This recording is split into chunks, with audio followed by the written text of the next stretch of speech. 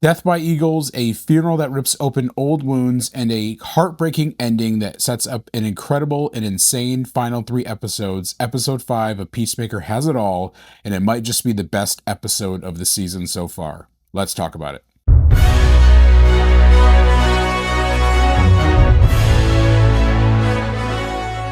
Hey everybody, my name is Troy. Welcome back to the channel. Today we're going to review episode 5 of season 2 of Peacemaker that dropped on HBO Max last night. This episode is a game changer. It sets up what's going to be an insane final 3 episodes of the season, and I'm excited to talk about it. This episode is definitely the most emotionally devastating of the episode so far, as we see Chris at his lowest, at his rock bottom, as he feels betrayed, as he feels alone, that this world is not meant for him, and we see him make the decision at the end of the episode to leave it all behind and go to this other dimension. Now, just some quick episode highlights. The episode begins at the funeral for Rick Flag Jr. We see Harcourt and Rick Flag Sr. have a pretty emotional conversation as we see them both wrestling with the fact that they lost this person, somebody they both cared about, in different ways. And we see Rick Flag Sr. comfort her and kind of know of their relationship, which is really interesting, as they kind of retconned a little bit of that from the events of the first Suicide Squad movie, when he had that relationship with the Enchantress, and we see that they have had some sort of romantic connection over the last couple, weeks or months, or it's not really sure, but there's some sort of connection there. And we see that Rick Flag Sr. knew about it, so he knew about this relationship, that he knew that she meant more to him than maybe she thought.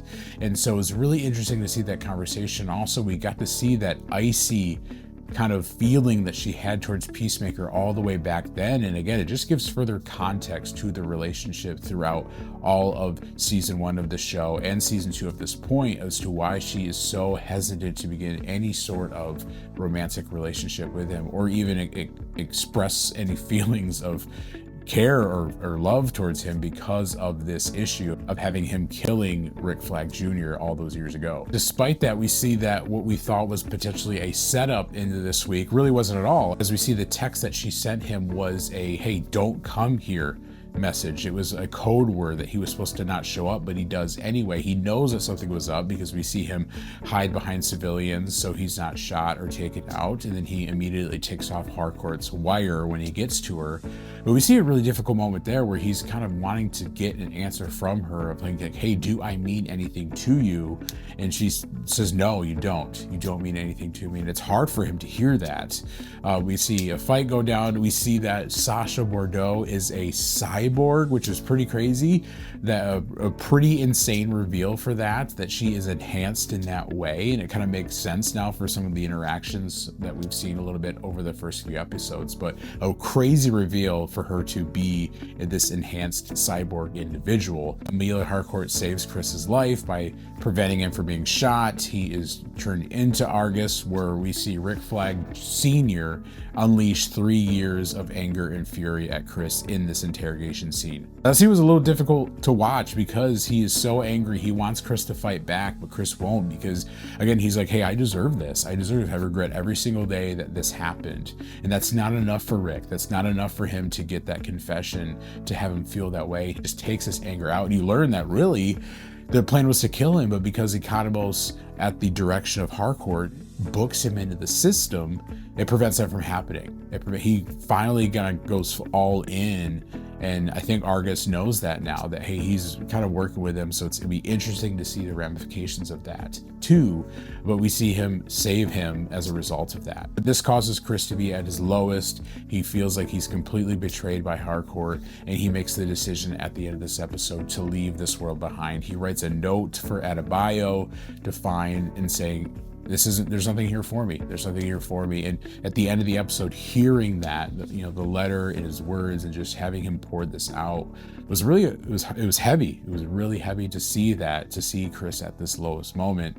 And I have to give a shout out for John Cena because this is his strongest episode of the season, hands down.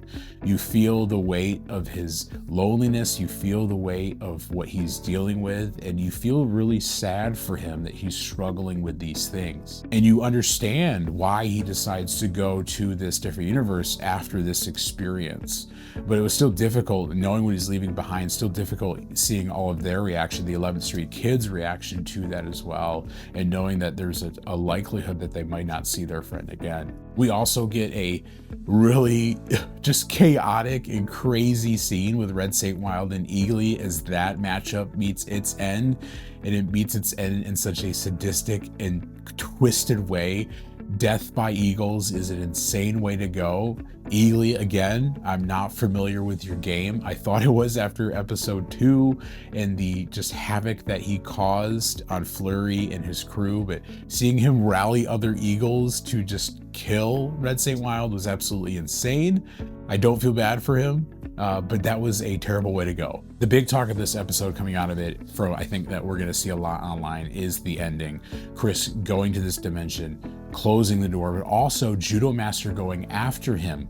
That was really interesting. He leaves a note for, he's hoping for Argus, which I'm sure they'll find, but he goes after him. And it's going to be interesting to see the ramifications of that because of the main theory that we see online of what this universe is going to be, potentially Earth X, which is a very different universe than the one that we're used to, where the Nazis won the war and it's a predominantly, if not only, white society. And so it's going to set up some pretty harrowing, I think, difficult sequences and circumstances for Judo Master if that's the case. And I'm interested to see how they handle that and what that means for his character the rest of the season. But also the way this episode ends too, with Amelia Harcourt leading the charge and saying, hey, we're going to figure this out. We're going to get Chris back, I think sets up the potential for some of these insane things that we're going to see in these final 3 episodes. We've seen James Gunn tease cameos and other crazy, insane things out of the last 3 episodes feel a lot different than these first 5, and this episode ending really sets that up, and you can feel that because it really does feel like this part of the show is closing and we're stepping into a new show entirely with going after Chris and trying to find him. And I think this could set up some of those cameos because I think, in my opinion, we're gonna see maybe even next episode Amelia and the gang open up the portal, figure it out, but I think they're going to fail multiple times in trying to figure out which door, which dimension Chris is in after going in the holding chamber, which I think is going to show how we're going to see a lot of these cameos as they enter in universe after universe and seeing character after character. So I'm really interested to see who we see in these final 3 episodes. Blue Beetle has been a fun tease that James Gunn's been setting up, maybe it being more or beyond Jaime Reyes and maybe Ted Kord. Especially last night on Threads, James Gunn interacted with a fan where he teased up Ted Kord, Blue Beetle being one of a couple different characters that could show up in the final 3 episodes. But it really set up a really fun way to explore these different pockets, different universes of the DCU, and I'm really curious to know how that's going to impact the last 3 episodes, how it's going to impact the end of the story, and greater, how that's going to impact Man of Tomorrow, as James Gunn has said that this season of Peacemaker directly sets up the events of Man of Tomorrow with Superman and Lex Luthor. So could we be seeing a big bad coming, maybe Brainiac? That would be really awesome to see, and one thing I'll be looking for. But this episode set up so much going forward. Amelia and a potential redemption arc between her and Chris. I think the forgiveness is closer than ever with her, especially with her being really kind of leading the charge at the end of this episode of being determined to go find Chris despite that last conversation that we had with him. And I think a question that we need to ask ourselves too after this episode is Rick Flag Sr. the real villain of this season? I mean, we think about his interaction with Chris in the interrogation room and beating him to a pulp and planning to kill him, right? Giving Bordeaux the clearance to shoot him, but also seeing some of the weird interactions that he had with Bordeaux back at Argus headquarters, kind of more of a flirty, seductive way. Like, is he trying to get her to do what he wants? Is he using her?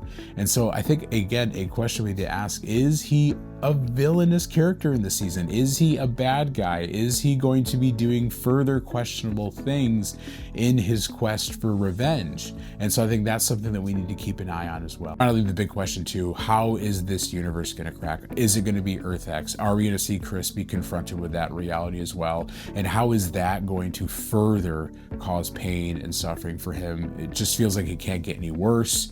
And so when he realizes that this universe isn't all it's cracked up to be, how is that going to impact him any further? Will the 11th Street kids be there at that time to kind of rescue him and save him and remind him of their bond too? So again, a lot of different interesting plot points that we could go here to really set things up for the greater DCU, and I'm really excited to explore it and see what James Gunn has planned in store the last 3 episodes. What did you guys think of episode 5 of Peacemaker? Drop your theories below of what you think's to come here. I'd be curious to know your thoughts too. If you like this video, leave a like, subscribe for more content, guys, and thanks for tuning in.